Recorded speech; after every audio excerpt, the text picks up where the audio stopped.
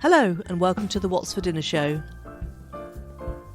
My name's Lynn and my aim, along with my guests, is to explore how our food experiences have influenced our lives as well as our waistlines. I'm also joined on the show by Michael O'Halloran for our regular feature, The Nugget of Knowledge, where we focus on a particular food topic. It could be a deep dive into a particular item of food, a trawl through the latest food news, or a discussion about a food trend.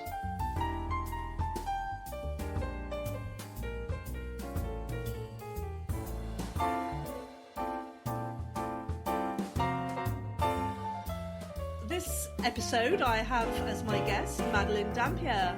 Welcome, Madeleine. Hiya. Now tell me, is it Madeleine or do you prefer Maddie? Whatever you want to call me, but yeah, most of my friends call me Maddie. Yeah, brilliant. Maddie, just tell me a little bit about yourself. I am 23 years old. I'm from Devon originally. I'm a little country bumpkin.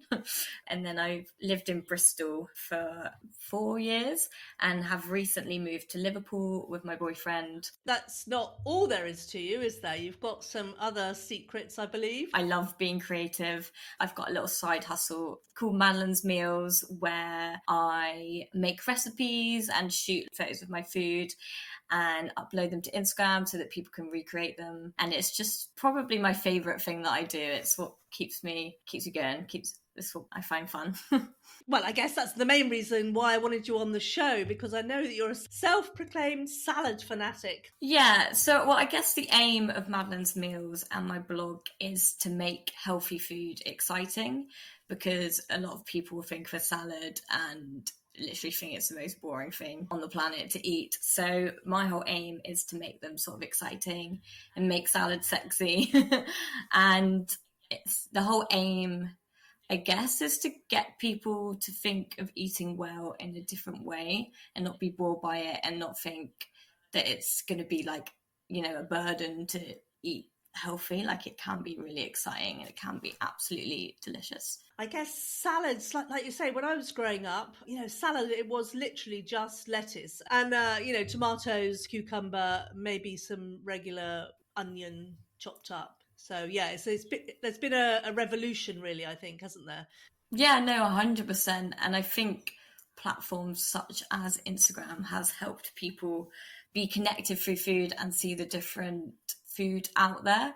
I think because obviously Instagram is global. You've not just got English cooks, you can find cooking from all over the world. We've sort of integrated that together and like we're learning from each other. Like I follow some amazing chefs on Instagram. They inspire me daily.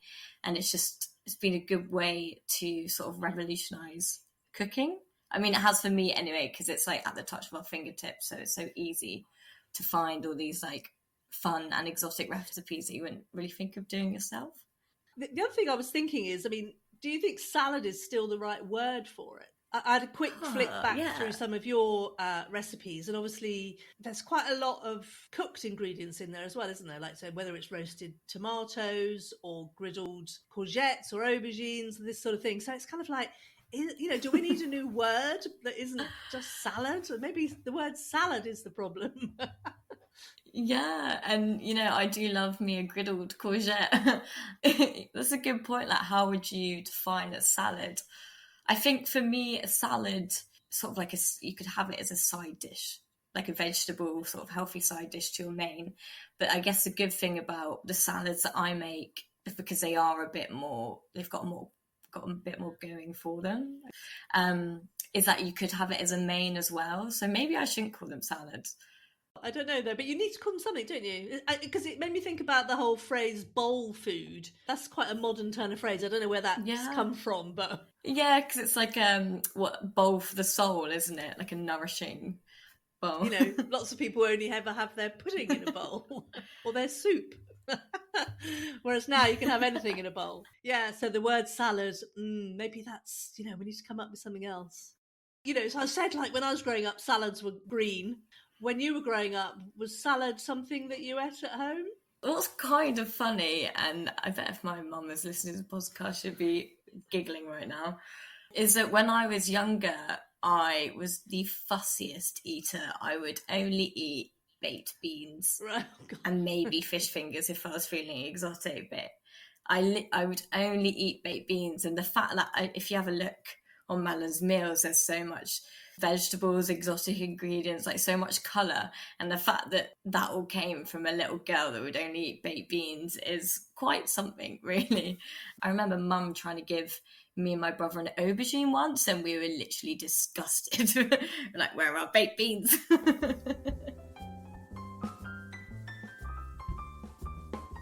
Well, it's funny now, like I will literally anything. I can't think of many things I won't eat, so I've done a complete flip. So when do you think that started? Is that sort of, when you're in your late teens, or once you left home? Like, when did you feel you started to kind of branch out away from the humble baked bean? Don't get me wrong, I still love the humble baked bean. It's a quite interesting point.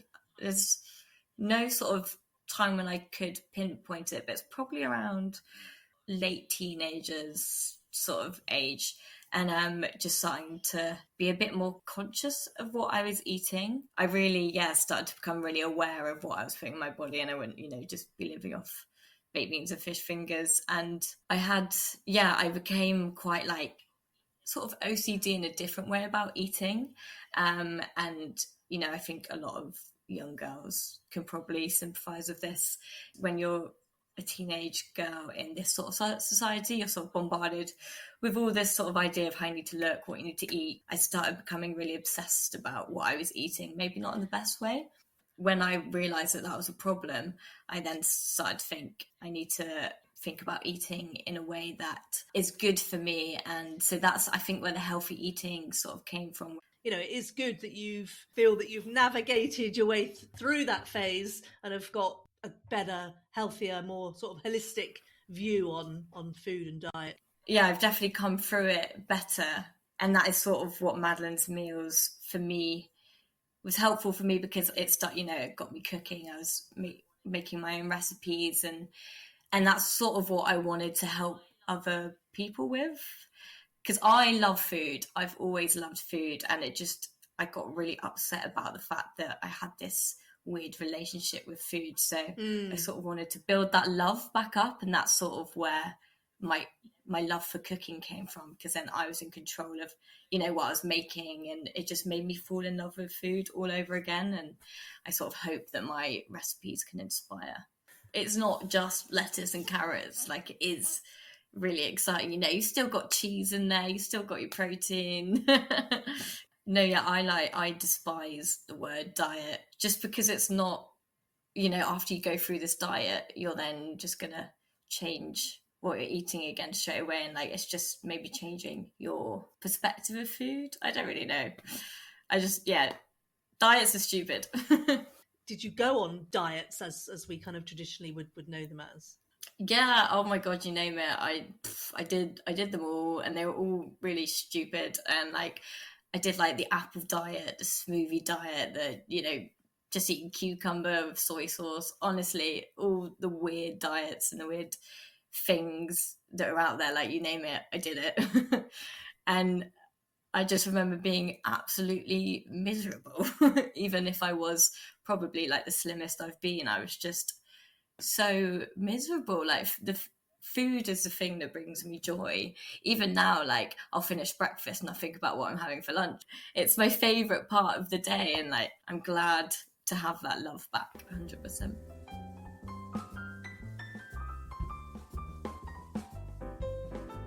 I always like to get to the bottom of what Christmas was like with my guests, because it's such a pivotal sort of time for food. Can you sort of tell me what Christmas was like at home? Christmas was always brilliant. I hate people. I know that's a strong word. I hate people that don't like Christmas. I get so excited about it. When they start playing the Christmas songs in November, I'm like, here we go. Yeah, it was always lovely. So we were quite a family-orientated family, especially on my mum's side. She's got 2 sisters, so we've got quite a few cousins.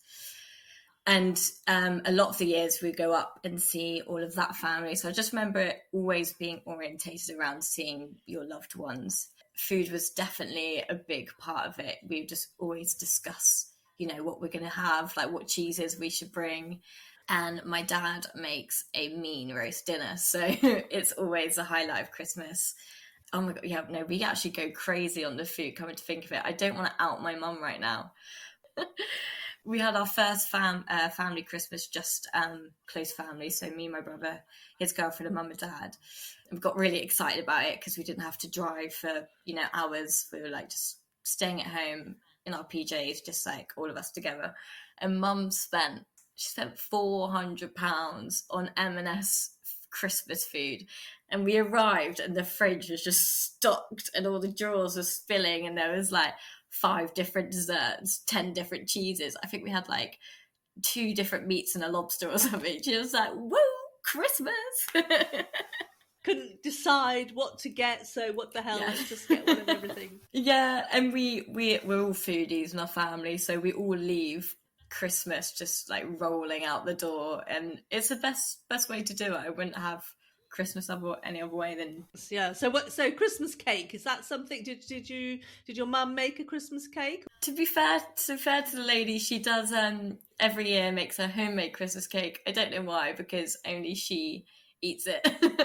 No, apart from maybe dad, but no one else in the family really likes it. But she'll start making it like a few months before Christmas. You do this thing where you keep adding, I think it's like rum. By the time it comes around for her to start making the next Christmas cake, there's still a little bit of last year's in the Christmas. Soak it in enough alcohol, it won't go off or won't go mouldy. It'll just last forever. It's incredible. Indestructible. We always ate dinner together around the table. I think mum, probably as a family woman, she made that quite imperative that, meals were around the dinner table, no screens. This is our sort of like time to get together, even if it wasn't as cohesive as she wished, because me and my brother would be like screaming at each other and like, I always remember having dinner, like all of us together. And we're quite a pudding family. So, it was the way that me and my brother would eat is mum and dad would be like, if you eat all your food, obviously you get pudding. And I just remember after every meal, that would be like the highlight, and we'd all have our pudding together, and it would usually be Angel Delight. I don't know if you've ever had it, the best. And so after dinner, and if it was cleared, like we'd all whisk up the Angel Delight together. It was brilliant. Classic. I don't even know whether you can still get it. Next time I go to Tesco's, I'm going to have a look. You can, because right? I've actually got some in my cupboard. Might have to have some later. I've never grown up. Well, I'm quite tempted myself, actually. I don't try and make it the healthiest thing possible. So some people might look through my food and be like, that's quite a few Parmesan shavings she's got on there. But for me, it's just focusing on vegetables, because I also a big believer in making food shouldn't be that expensive. So because there's a myth that cooking healthy is really expensive. I guess just like singing the praises of vegetables and sort of showing that eating veggie. I'm not veggie myself, but I try to not eat as much meat. It's affordable, it's pretty easy to do, and it's not totally miserable. And I think it's the main veg content that makes it quite healthy, but as well as using grains such as like couscous and stuff to keep it filling, so that you're not left, craving a kebab afterwards. Do you think at all about the protein, carb, fat content of the meals that you're creating, or is it just the variety of ingredients? Yeah, to be honest, if I'm completely honest with you, every week I make a recipe, I'm just kind of winging it. Like I don't think about any of those, like, what is it, like net carbs and all of that. And mainly like linking back to when I had a funny relationship with food. If I thought too much about the calories and everything it contained, it makes you think of it in a different way. So no, I really don't think about any of that at all. I just throw it all together and hopefully it tastes good. It does taste good. But yeah, hopefully it comes out all right. What are your sort of favourite ingredients at the moment? What are you drawn to at the moment, or are there any kind of flavour combinations that you're kind of mulling over and thinking, I'm going to give that a go? When I'm cooking, I usually don't add too many ingredients into the recipe, just so that it keeps it affordable. But one of my favourite cuisines is Asian food. Absolutely love it, and all those flavours. So yeah, my most recent recipe was sesame tuna steak, which I've never actually cooked before, and it's really easy and delicious. And yeah, with that I did an Asian slaw because it uses like sesame oil and soy sauce, and it's just flavors I didn't have a lot. So when I first discovered Asian food, I just absolutely fell in love with it. It is quite distinctive, isn't it? Sharp but sweet, Yeah, tangy. and quite zingy and but really refreshing and light and just like a party in your mouth sort of thing. So your kitchen drawers are loaded with bottles of this, that, and the other. Yes, yeah, you should see my spice cupboard. It's got so much in there. Like we've obviously we've just moved, and I stole a whole cupboard just so that I could put all of my spices in. I mean, it's an investment, isn't it? When you first go to buy those sorts of things, can be quite a significant amount to spend. Because I think one of the things that I think is quite important as well is encouraging people to buy the rice wine vinegar or whatever it is, and then not find it in their drawer 7 years later with sell by date and a tiny bit gone off the top. It's encouraging people to reuse those products and giving them a range of different dishes that they can use those things with, so that they don't feel like they're throwing money away. Yeah, no, definitely, because once you invest in a sort of spice or an ingredient, and they're usually, you don't have to get the fanciest stuff. Once you've got them in your cupboard, they do last for a really long time.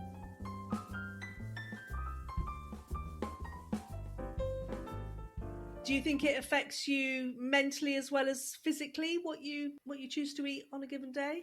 I do find that when I don't eat, healthy throughout the week, because what I try to do basically is eat healthy throughout the week, and then Saturday and Sunday I just kind of throw the rules out the window and, have a takeaway or whatever and just eat whatever I fancy. And I find that 5-2 balance really works for me, because then I can still, enjoy the weekends and not have to worry about the fact that, I'm going out for dinner with friends, because I know that sometimes that can stress people out if they're on like particular like keto diets. But yeah, I never want that to be like ruined, because I love eating out. It's my favorite thing to do, so I still want to have that fun, but then just eating healthy throughout the week sort of balances it out for me, and I find it makes me feel a lot better when I feel good about what I've eaten. I just know that if I veer off it, which is fine, like it happens every now and then and it's completely okay, but if I've had like a week of just eating, I don't know, chips, pizza or whatever, baked beans, baked beans don't feel good. But just lots of like heavy food, I do feel like bad, not like guilty, but I feel bad as in like I just feel really tired and like weighed down. And whereas I find that being mindful about what I'm putting in my body just helps me feel positive. So you've got quite a good healthy presence on social media, so you're on Instagram.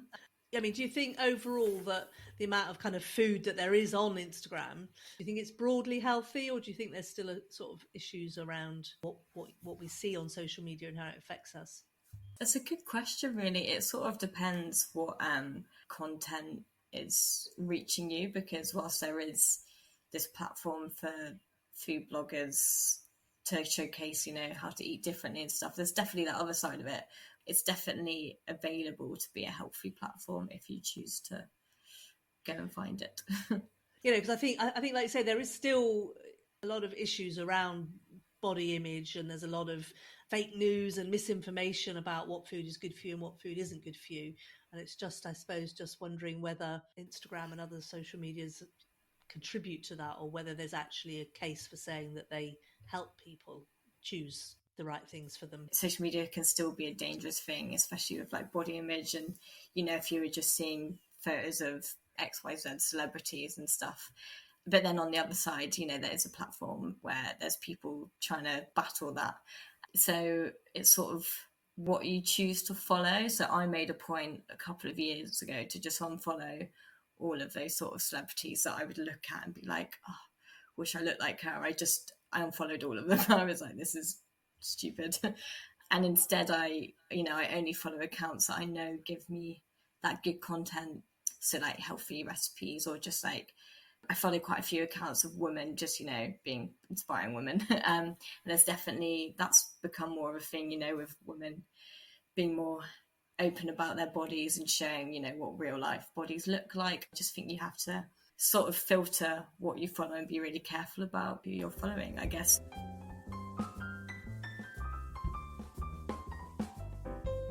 Of all your postings on social media, have you been surprised by any particular one that's been really popular?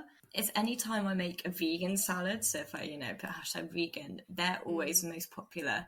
Actually, I've done one recently. It's like a artichoke Mediterranean one, and I didn't think it was, I love that salad, but I didn't think it was gonna pop off at all. But yeah, just because I hashtag vegan, it got loads more attention than usual. So yeah, I found that quite surprising, that it was just the fact that I didn't add cheese to one of my salads. Madeleine, it's been fantastic having you on the show, an absolute joy. And I want to wish you all the best with Madeleine's Meals. I'm sure in the not too distant future you'll be a superstar. Bye, thank you. That's really nice. Bye.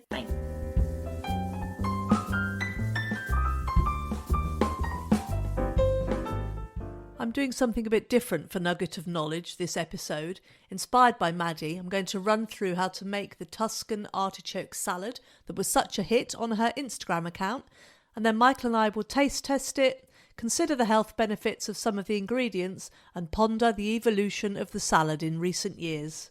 So it's into the kitchen, and I'll talk you through how to make this delicious salad. So the first thing I'm going to do is make the dressing. Now I'm only making enough salad for 2 of us, so I'm going to use a tablespoon of olive oil, which I'm putting into an old jam jar, which is what I use to mix up my salad dressings. So 1 tablespoon of olive oil goes in there, and then 1 tablespoon of red wine vinegar. That's in there now. We then want a teaspoon of dried oregano. If you haven't got dried oregano, you can use mixed herbs. So that's in there. And then a pinch of salt and a grinding of black pepper.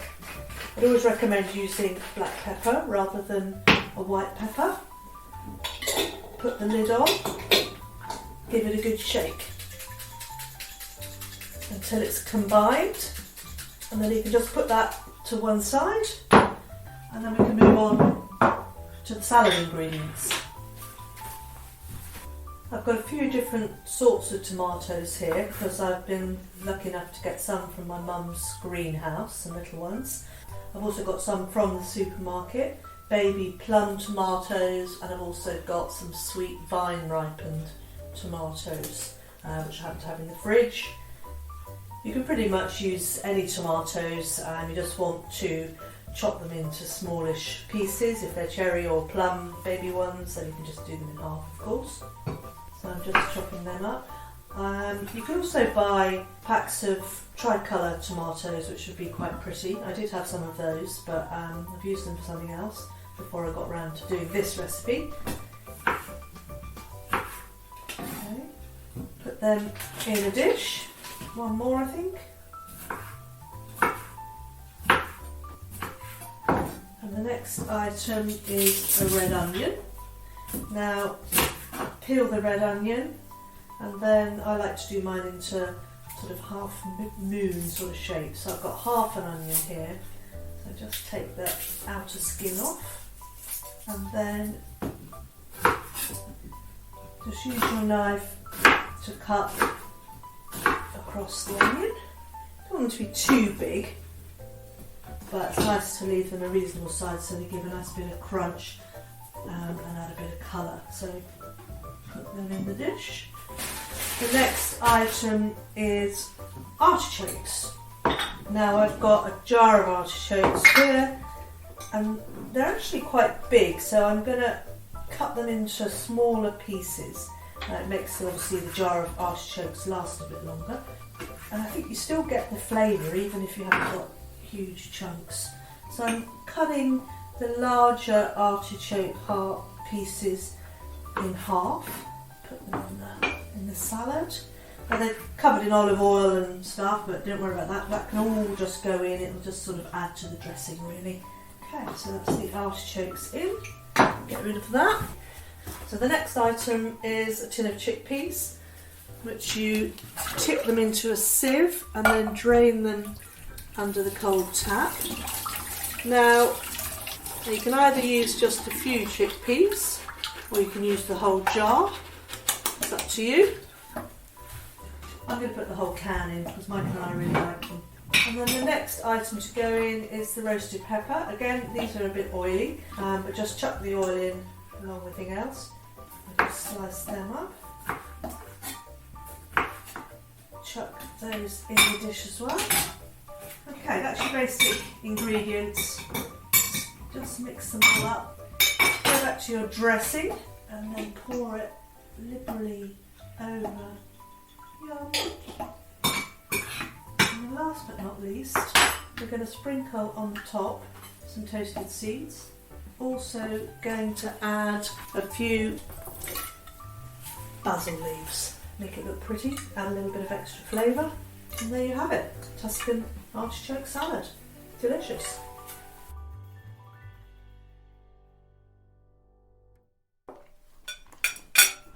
So Michael, we're here. We're about to eat Madeleine's Meals Tuscan artichoke salad. We're eating it with a bit of cold roast chicken left over from yesterday's tea. So when you look at the plate, what do you think? I think it looks really good. There's the chip or a bit of bread inside, but actually it looks as if it'll be pretty filling. You want me to tell you a little bit about the beauties of the salad? Yeah, do you want me to tuck? Can I tuck in? Yeah, you can. Yeah, okay, good. You carry on. So we've got in here lovely tomatoes. Now, as we know, tomatoes are an important part of a healthy diet. Mm-hmm. They are a huge source of antioxidants as well as vitamin C and vitamin K. Well, they're a big part of the Mediterranean diet, aren't they? They are, Which is renowned, really, for its healthiness. Exactly. And the big thing with the tomato, which I didn't realise, is that it has something in it called lycopene. So what's the importance of that? Well, lycopene is an antioxidant, and it's what gives tomatoes their red colour. So when you say it's an antioxidant, what's that matter? Well, it basically helps to prevent inflammation. So they are very good things to have in your diet in order to reduce the risk of disease. Right. Okay. And and obviously from a colour perspective, it just adds a really nice bit of colour to it. This is really good, by the way. Vitamin C is obviously an antioxidant as well, and it's an essential nutrient. And tomatoes also have a large amount of folate. You know what folate is? No. So folate is the natural source of vitamin B9, which is often taken as a supplement. Like a synthetic. A synthetic product as a tablet, particularly by women who are pregnant. What I thought was interesting is that the extent to which the body absorbs lycopene. Lycopene? Lycopene? Do you like peas? No, lycopene. So you can increase the absorption by the body up to 4 times by having your tomatoes with a fat. The combination of fresh tomatoes and olive oil, for example. Does it need to be a particular type of fat? Well, olive oil is a good one because olive oil is probably one of the most healthiest fats that you can eat. Yeah, so lots of tomatoes in this recipe. There's also, of course, artichokes. Now, artichokes, did you know, is actually a thistle, not a vegetable at all. No, I didn't know that. It's a thistle. And it's very high in fibre, high in vitamin C and vitamin K as well, and also high in folate. So you're getting additional folate by having the artichokes alongside the tomatoes. And I really love artichokes. They're so good. Yeah. Well, I think, as Maddie and I sort of discussed a bit in the interview, the whole concept of a salad has come on leaps and bounds. Well, it's not just a sad old green leaf. No. I remember a salad basically being, a green leaf, a bit of cucumber and a tomato. Yeah. That was pretty okay. You might get a bit of onion. Did you actually have salad in your house when you were growing up? No. No. I'm trying to think when the first time I might have had salad. It was probably with you, I guess. Yeah, maybe. Yeah. And now, so salads, particularly I think in the last few years, have really evolved. And if you can put in things like artichokes and olives, then it really just kind of transforms them into a they're like, they're salads on steroids, aren't they? They are really, yeah, absolutely. So artichokes are very good for you, also a rich source of antioxidants, but they also, and I never knew this, contain something called inulin, which is a prebiotic. So a prebiotic is one of those, bacterial things that help to improve your gut bacteria. Artichokes then are great to help with your digestion. I mean, I think it would be hard to say for sure that, how many artichokes you'd need to eat to have a significant impact if you've got a particular medical issue around digestion and bloating. Yeah, but surely, like as with all of these things, it's about the balance of everything together on a plate, isn't it? So that, and then if you're doing that constantly, your diet is supporting your immune system. The articles that I was reading were talking about an artichoke extract, which I think... So what do you do with that? Well, you would take that as a supplement, essentially. Okay. But all in all, I think artichokes are a pretty positive addition to the diet. They can have a positive impact on your cholesterol level too, improve blood pressure and protect the liver from damage, apparently. So right, okay. So yeah, all around good egg. Now you said earlier that you like chickpeas and that they make the salad kind of look filling, that looks like it's going to fill you up and you're not going to have to go run into the biscuit tin later or something. And that's absolutely true. They're a very good source of soluble fibre. They're a plant protein and they're also a source of iron. Again, an excellent item to be putting into your diet, whether you have them mushed up as in hummus or whether you have them as we are in a salad, or you can use them in curries. If you're doing a vegetable curry, just chuck a tin of drained chickpeas in. There's evidence to suggest that, they're a really good appetite suppressant. So if you have them as a sort of mid-afternoon snack, like I say, as hummus or something, then they can really help you get through to tea time. Yeah, to tea time or to your evening meal. And obviously a lot better for you than a bag of crisps. And they're really great. The dressing is actually olive oil, red wine vinegar and oregano, dried oregano, salt and pepper. So really simple dressing, actually. Yeah, that's great. But it really adds to the flavour. And there's a bit of basil in there as well, fresh basil. It tastes fantastic, it really does, yeah. And it's quite crunchy as well with the red onion in there. Yeah. Well, red onion, it's a much nicer onion to use in a salad than a regular white onion. What they call spring onions can be good, but the red onion just gives a bit of colour, just gives it, like you say, a bit of bite, a bit of... The tomatoes, the artichoke and the red onion, and then it just comes alive. It's great. Yeah, you feel like you're having a really tasty, healthy meal.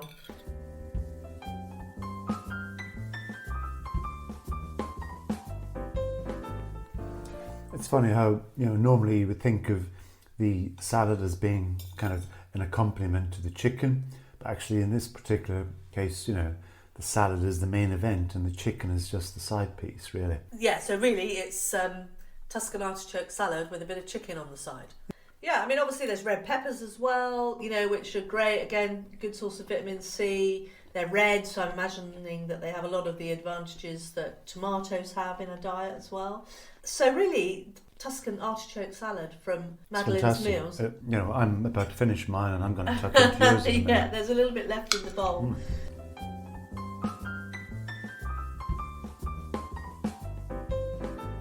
I'm thinking of things at the moment, like, because things are pretty tight for a lot of people financially.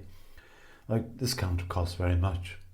No, obviously the chicken, is extra, but if you were to have it on its own, or you could probably have it with hard-boiled eggs. Cherry tomatoes, you can often get them for 60, 70p for a punnet. Right. I think for two of us, you'd probably only need to use half a punnet anyway. Red pepper, usually about 50p for a red pepper. I might have used a whole pepper, but you could use half a pepper, to sort of eke things out and make it go farther. This is half a red onion, so that's pennies really. It's loads. Yeah, there's a whole tin of chickpeas in here, because I know we love them. And the tin of chickpeas is probably about 60p. They've gone up a bit lately, actually. So they might be as much as 80p now. Right. But so all in, like it's not costing a great deal, is it? Not really. And the artichokes, I mean, they've got quite a strong flavour. So, you buy a jar of artichokes probably between £2.50 and £3 for a jar. I reckon you could probably make this salad at least 3 times for the 2 of us, maybe even more than that, from 1 jar of artichokes. So if you break it down like that, it's not massively expensive. Yeah. That's great. Yeah. Really, really good. Yeah. And if you had it on its own and didn't have the meat or fish with it, because you've got your plant protein. Oh, and also you've got your seeds on top, pumpkin seeds and sesame seeds, which are toasted lightly in a frying pan. But they're a good source of all kinds of vitamins and minerals. And you could add additional seeds. You could probably add some toasted nuts if you wanted to. That would probably be quite nice, I think. You could, if you wanted to, have it with feta cheese, mozzarella cheese. Vegetarian. To have option. some dairy. I mean, that would make it non-vegan, but it would still be a vegetarian dish. No, I'll tell you what, I'm nearly through mine, but I feel as if I've had a good meal. Yeah. Well, you have had a good meal. Yeah. Delicious. Yeah. Good, excellent. Well, thank you, Maddie, for that salad recommendation. We've loved it, and we'll probably be eating it over and over again. Yeah, most definitely. Yeah, okay. Yeah, absolutely. Good. Thank you, Maddie. Thank you for listening to the What's for Dinner show. If you enjoyed it, please follow me on whichever podcast platform you're using. Leave a review too if you can. You can also follow me on Facebook and Instagram. Just search the What's for Dinner show. Do listen to the previous episodes where I chat to Carrie Crane of Carrie's Health and Fitness, to Becky Wright of New Leaf Workplace Wellbeing, and to the star of the Nugget of Knowledge, Michael O'Halloran. Next time I'll be chatting to Michelle Beck, who is the founder of the Taunton Independent Market, a monthly event that is helping to transform the town back into a shopping and eating destination. See you there. Thank you to Rick Simmons of The Content Podcaster for his support, and also to Pixel Bay for the music.